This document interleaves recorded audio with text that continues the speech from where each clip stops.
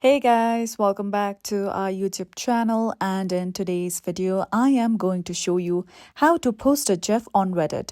So first of all, launch Reddit application on your mobile device.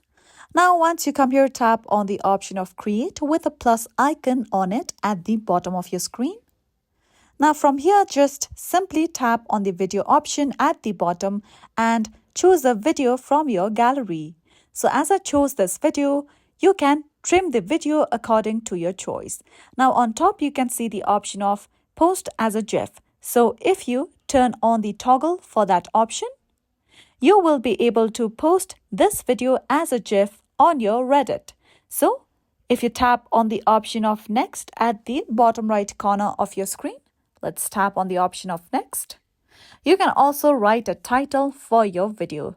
So for instance, let's write a simple title for our video as a GIF. Then if you tap on the option of next at the top right corner of your screen, let's tap on it. You have to choose a community where you want to post this GIF to.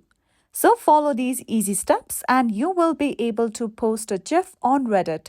And that's it for today. At last, don't forget to subscribe to our YouTube channel.